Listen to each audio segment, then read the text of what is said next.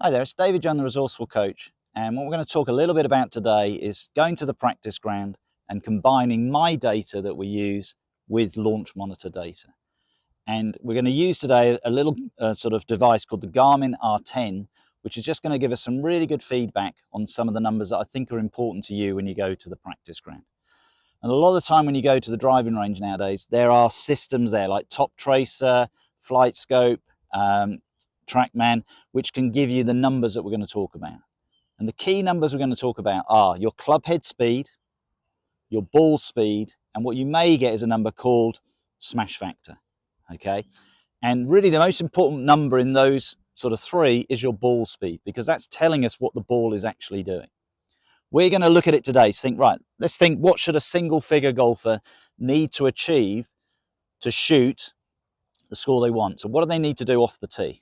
And it's really important to think about my data to start with. So we're starting with what do I need to achieve, and we're looking for a shot. If you're hitting approximately, and all my data off the tee is approximately hitting 75% of your fairways, we need to be hitting that ball around about 220, 225. If you're doing that, you can shoot 80. If you are hitting more fairways than that, then that number can drop. You can go down closer to, say, 215 if you're hitting 90% of your fairways. Because if you miss the fairway, it's costing you approximately, at a single figure level, probably costing you about a quarter to a third of a shot every time you go into the rough on that particular hole. So if you're doing that half a dozen times in a round, that could be costing you a couple of shots. So accuracy, really important. But what do we need to do to achieve now with the launch monitor? What are the numbers we need? And we need to be swinging around about 90 to 95 miles an hour. And we now need to be getting around about 125 to 130 miles an hour of ball speed. If we're achieving that, if you're achieving about 130 miles an hour of ball speed, you will get 230 yards. That's a good benchmark. So the 130 gives you 230. Every mile an hour you're slower than that or quicker than that, you're going to gain or lose approximately 2 yards in that ball speed. So that gives you some sort of idea what you need to achieve. And we're going to show you that today. If I can swing somewhere between 90, 95 miles an hour, if I was to hit it absolutely perfectly, let's make it easy. So if we had 90 miles an hour of club head speed and I hit it absolutely perfectly, you get what we call a smash factor of approximately 1.5. That means 50% more energy is transferred to the ball. So you go from 90 miles an hour, your ball speed would be 135. And that would be the ultimate. Now, to put that in perspective, how many times are you going to do that? Not that many, because we look at the average tour player, he's swinging and he's getting a smash factor of about 1.48. So if you're getting around about 1.4, 1.42, that's really quite good at your level. That's what you've got to look at. So anything over 1.4, you're doing absolutely fine. If you are getting close to 150, perfect. That's what we're looking for.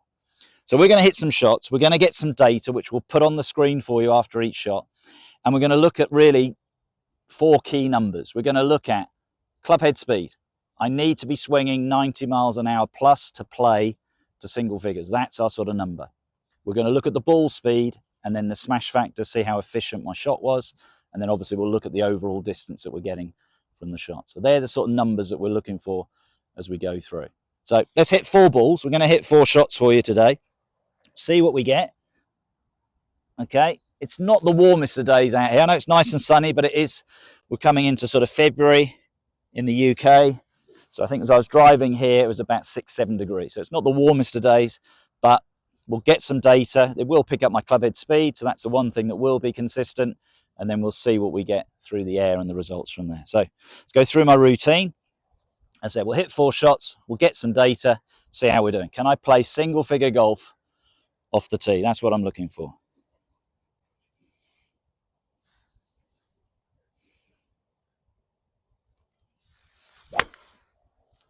So that felt really nice strike, straight down the middle of the practice ground. Yeah, very happy with that. Let's see what numbers we get. So we'll look at the distance to start with, okay? I hit that 224 yards, so bang on the number we want. We wanted around about 220 to 230 with 224. My club head speed was 90 miles an hour. My smash factor was 1.45, so better than what I'd say is average. So my ball speed got up to 131. We probably got a little bit less distance than we were saying because of the cold air. So we said 130 would give us 230. We've got about 7-8 yards less than that. That'll be the cold conditions. So that would do perfectly for me. If I can do that every time, on a day like today, I'm going to be playing around that 80 number. I'm going to be shooting about 80 for this part of my game. Now the goal is, can I repeat it? That's the ultimate. So that was really nice. Can I do it again? And again, end of each shot, we'll give you the feedback. You'll see the numbers come up on the screen for you to have a look at. And again, mentally, just think, do it again, because that was lovely.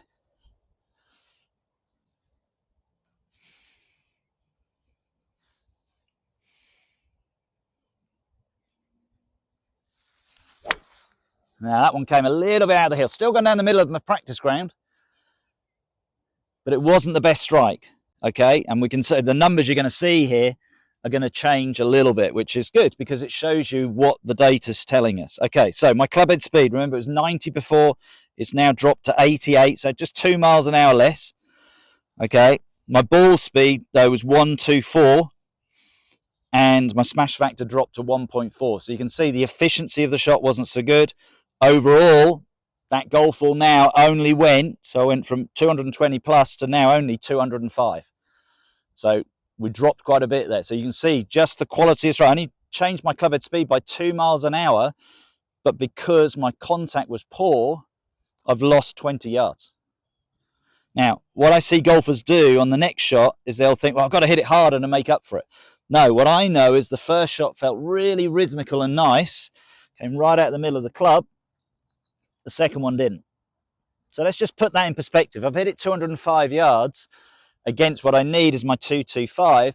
That tee shot is probably the level. Now we're talking about a 14 handicap golfer. Okay. But it's not the end of the world because I hit the fairway. That's the important thing. All right, let's see if we can do better on this one.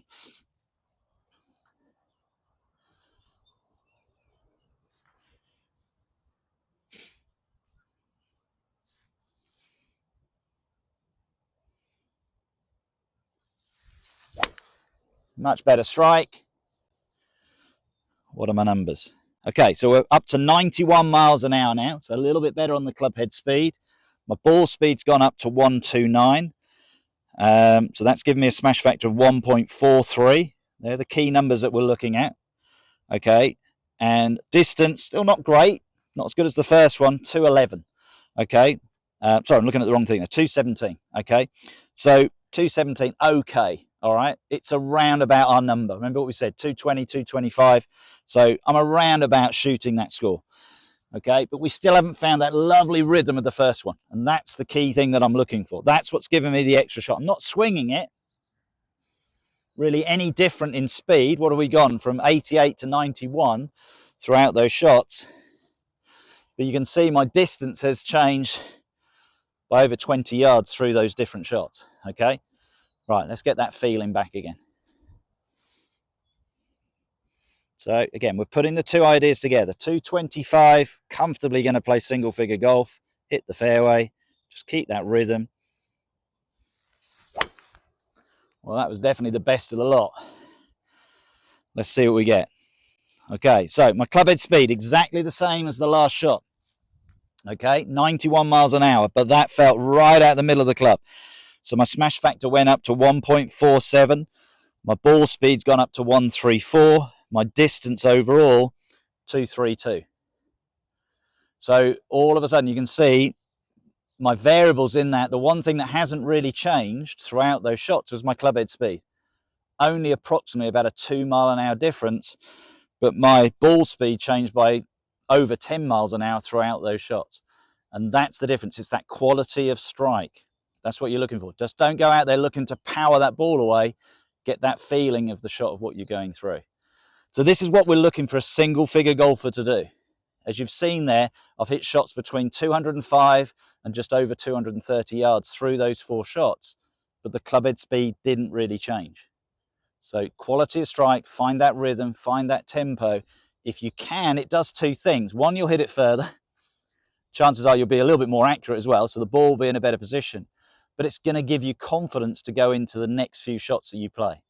So it's such a massive part of the game to get that feeling as you go through. Have a look at the data that's on the screen, go back and look at it again, and realise if you're going down the range and you are getting, as you've seen there, 90 miles an hour of clubhead speed, you can be playing, at worst I would say, off the tee to a 10 handicap golfer. But if you can consistently hit that fairway, you can knock 3 or 4 off that. You could probably be playing off something around about 6 to 7 handicap. You don't need to be blasting that ball 300 yards down the fairway. I hope you've enjoyed that video. We've shown you a little bit of technology combined with my ideas. If you did enjoy it, share it with your friends, subscribe to my channel, and I look forward to seeing you soon.